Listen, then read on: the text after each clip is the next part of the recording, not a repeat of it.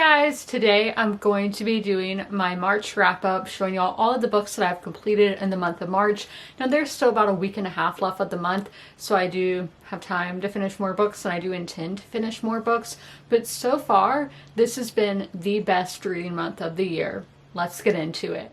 We are going to start with the book that I finished most recently, which is probably, I don't know if it's my least favorite out of the stack. It's kind of hard to say. Yeah, we would say it's my least favorite, but it's still a really good book and I would still recommend it. That's the thing. In this video, I recommend you guys check out all of these books. I think they're all worth your time. But the book that I'm going to be talking about first is The Women by Kristen Hanna. I read this because it is the highest rated historical fiction book on my h.e.r. according to Goodreads. Now I would give this a 3.75 rather than like the 4.5 that is on Goodreads. I think this is a good book, but it had its flaws. Let's go down the list. The character work is where there is the biggest issue. We have Frankie McGrath. She is a nurse and she follows her brother to Vietnam to be a nurse in the Army Nurse Corps. And any and all bad things that can happen to somebody happen to Frankie. That is to say, this book is trauma galore, where it just seems unbelievable that so much happens to this one character that I couldn't believe it. And the main thing with her character work is that it lacked depth.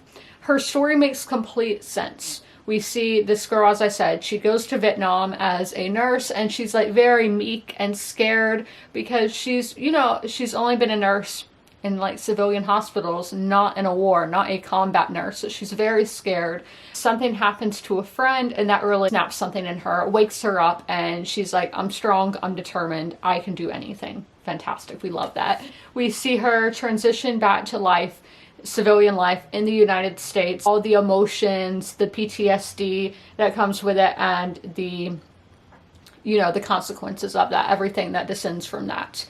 And all of that makes perfect sense for our character arc, but it lacked depth. There is a lot of telling, not showing in this book.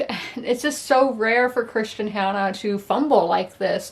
I think characters have been one of her strong suits. I think of a lot about her characters from like The Nightingale, The Great Alone, but in this one, they lack depth. Because again, in theory, all of that makes sense. Just didn't see it build. It was all very sudden.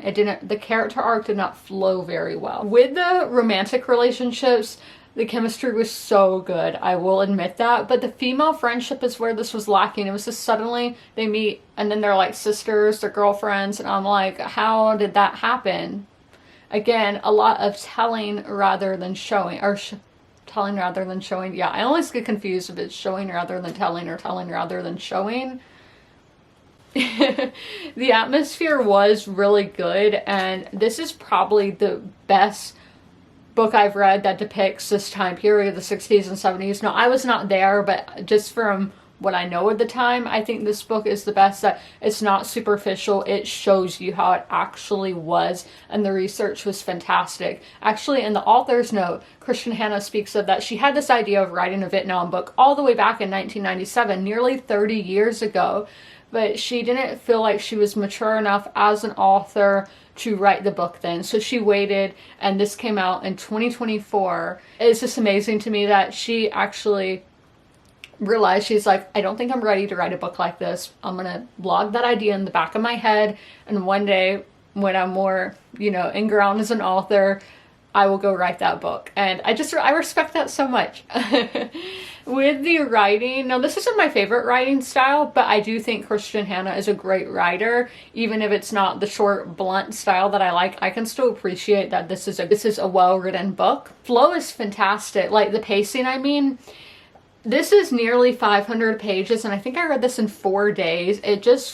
I flew through reading it. I don't know how. And then the pacing with the plot itself was just very organic and it flowed very well. I never really felt bogged down or anything, but I will admit some plot points did get repetitive as they just kept happening. And even like the signs that the protesters had, she reused that, and I'm like, you couldn't come up with anything else. So this was repetitive. I have to make note of that. But the plot itself, as I said, showing Vietnam, showing this era in America and how there was so much division. Oh my gosh, this is, again, the best one I've read like that. I think in so many other books set in the 60s and 70s, people take a very like glamorized look at it. It's just very superficial. I don't think they do a lot of research there. It's like, yeah, war was happening, people were protesting, so I gotta write about that. Like, no, Christian Hannah actually like took the time and energy writing this book, and again, I respect that tremendously, because so many times, again, I think people just like to glamorize the past, or maybe these authors were, you know, kids when this was happening, so they find that time period to be nostalgic, and I get that. But if you really want to know what it was like and everything, I think this would be a great book to pick up. But the character work did drive me crazy. We have another book from that era, another kind of Vietnam book, and that is The Sunshine Girls by Molly Fader. Look at how I correct that spine. I loved this book. This is a 4-star. The thing that was lacking in the women, the female friendship, you find it here. The female friendship in here is fantastic, and I think that's really what the forefront of this story is. With these characters, you have these 3 best friends, but everybody, all the side characters and everybody are incredibly developed, because sometimes I feel like if we have, you know, a large friend group or whatever, that some might be less developed, but they all had their stories. They all had distinct like features. I'm not saying physical features, but you know, they all had, you knew who they all were. And I love that, because so many times I read books and get confused. But with our modern timeline, because this book does have 2 timelines, one back, you know, in the 60s and 70s, and then one in 2019. With the modern timeline, I do think our 2 sisters were a bit cliched. There's one who is living like the perfect American dream life. She's in Iowa. She has 2 kids. She has the husband, the white picket fence, you know that. And then her sister is like really edgy. She moved to the city. She's in Chicago. She has a girlfriend, you know, and she has like no kids. She's so cool. I thought they were a bit of cliches, but it does kind of make sense by the end of the book. But, you know, I don't like reading that. But the atmosphere, I love that we are mainly focusing on like small town life in Iowa during this time period, because so many times you will see like Hollywood and the big cities. And yes, you do get Hollywood in this. You get Vietnam in this. But I love that we are following what those big events were like in small town USA. That you're not gonna, you know, had the movie stars and everything, which you do get that in this story as well. Like, you're getting so much in this amount of time, and I really was like, how is the author going to do this? How is this all going to wrap up? But she did it so perfectly. And I do really like the writing of how it would, you would think how it's one of the friends telling about the other friend telling her kids about their time together when they were young. And again, I loved the female friendship that is presented in The Sunshine Girls. It's fantastic. Now for the best book that I finished in March, that is The Little Liar by Mitch Albom. Target, why did y'all have to put a sticker right on the title? But here are the tabs.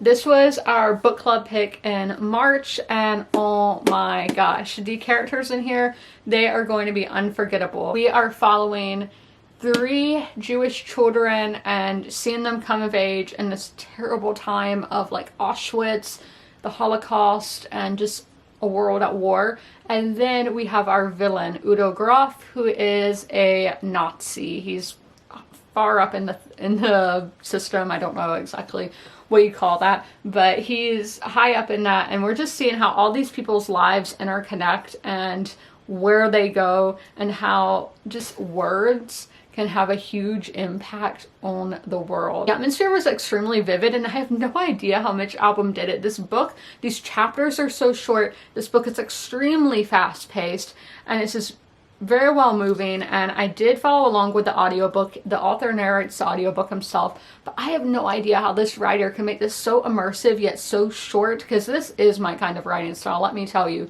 But I have no idea how he made it so immersive. Now let's talk about the writing. The writing was where I had slight issue, and why I can't give this a full 5-star. I gave it a 4.75. with the writing, it's, as I said, the chapters are very short, and at the start of the book it is going a bit all over the place, and it's all like in the same decade, all in the 1940s, just jumping all over with the timeline, and I was getting very confused with that, and I had a hard time getting a grasp on the story, lacking kind of a connection at the start with the story, and I think that's why I didn't have the 5-star experience that some of the other members of the book club had, because I felt like I was a pinball being shot around the machine, because I was like, whoa, whoa, whoa, where are we? And it was just so fast, and I was having a hard time getting a grasp of everything because it was moving so quickly, and that made me realize, do I want fast-paced books? Because I always complain about books being slow, but this, I was going a million miles per hour. Maybe I like medium pace. Maybe this was too fast-paced for me, but the writing is so short and blunt, and that is my favorite writing style, because if you can just get your point across, that's all I need to know. I don't need all the pretty, lush, flowery prose. I just need to know what the point of what I'm reading is. The plot, it's so unbelievable. It's crazy, everything that happens in this, and I was only scared that the author would forget something, but there were no loose ends. Everything came together by the last page. Oh my gosh. And then how I told y'all the themes of words, how they have such a big impact, and something with historical fiction, like with the women as well, you can find connections to today and why history is so important and why it's so relevant. Because some of this I was reading, I was like, oh my gosh, this reads like it's very, very familiar. And that was the, I lacked a lot of emotion reading this book. I didn't cry or anything. Sometimes I did feel like I would cry, but I lacked a lot of emotion. I was just very, the emotion I felt most was fear of where our world could go at any minute, how things could just snap and change so quickly. That is what scared me. Like, I felt scared reading this book, even if it's historical fiction and not horror. Lastly, we have my nonfiction book that was a carryover from February, and that is Challenger, A True Story of Heroism and Disaster on the Edge of Space by Adam Higginbotham.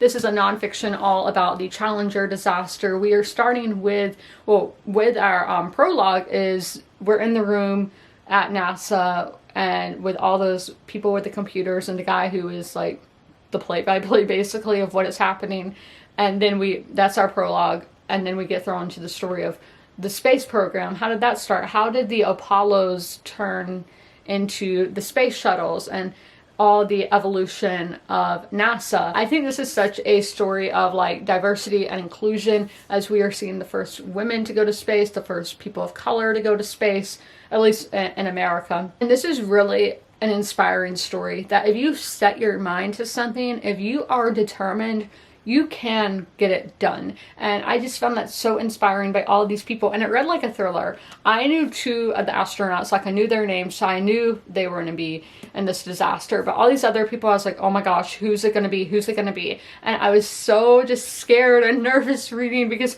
you get such a connection to these people. This is narrative nonfiction, so it does read like fiction, as you're going to know these people's stories and everything, and you're getting connected to those characters, to those people.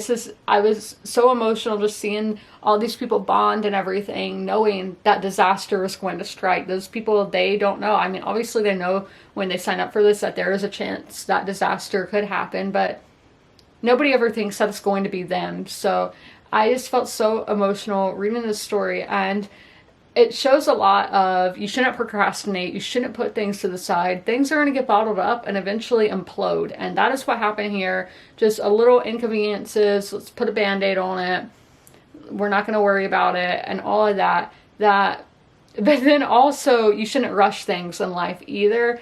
You just need to take things at a steady pace. You need to be alert of things around you, and if there's a problem that comes up, you need to confront it right away. You don't need to push it aside. There are lessons to be learned in nonfiction, even if it is like a science history nonfiction. And that was my issue with this book, where the science and engineering chapters, a lot of that went right over my head, and I was just like, okay, can we please get by that? Because I did do the audiobook for this, and those parts, I just was like, I don't know what this means. Those are all the books that I've completed so far in the month of March. I hope y'all are having a happy St. Patrick's Day. It's St. Patrick's Day when I'm filming this. And if you made it through this whole video, leave a green emoji in the comments below. And as always, comment, rate, and subscribe. And don't forget to ring that notification bell to be notified when all my videos go live. I'll see you in my next one. Bye!